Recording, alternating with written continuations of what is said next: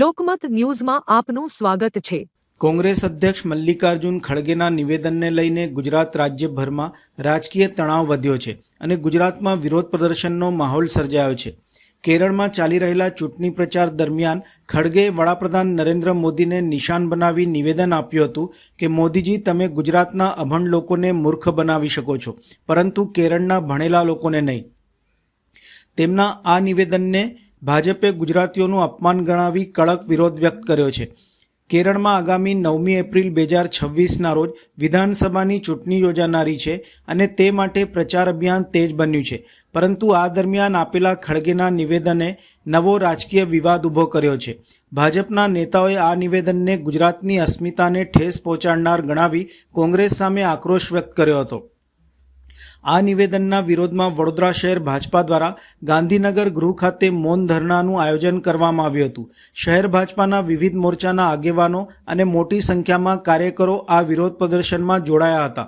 મૌન ધરણા દરમિયાન શહેર ભાજપા પ્રમુખ ડૉક્ટર જયપ્રકાશ સોનીએ કડક પ્રતિક્રિયા આપતા જણાવ્યું હતું કે આ નિવેદન દુર્ભાગ્યપૂર્ણ છે। તેમણે આરોપ લગાવ્યો કે કોંગ્રેસ હારના ડરથી હવે ગુજરાતની અસ્મિતા પર પ્રહાર કરી રહી છે।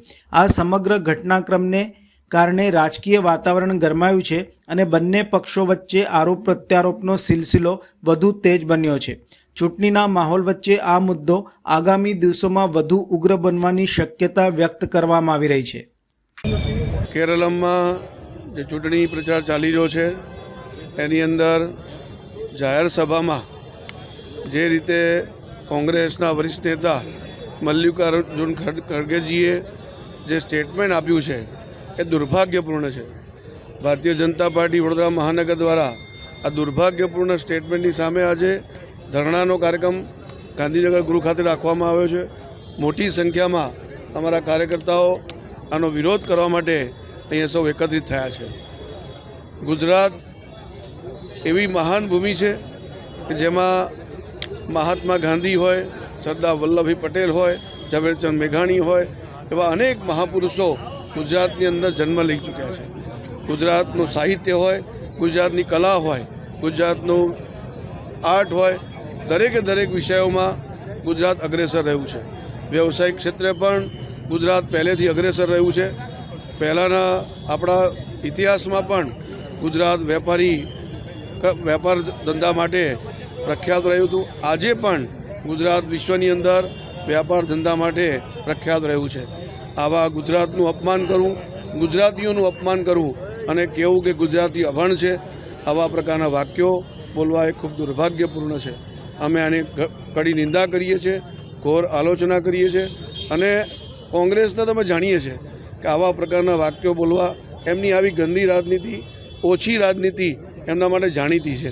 આ પહેલાં પણ અનેક વાર આવા સ્ટેટમેન્ટો આપી ચૂક્યા છે। અમારા મોદી સાહેબ માટે હોય કે અનેક નેતાઓ માટે હોય, આવા પ્રકારના વાક્યો વાપરી ચૂક્યા છે। એટલે એમનો તો આ એક પ્રકારનો સંસ્કાર થઈ ગયા છે।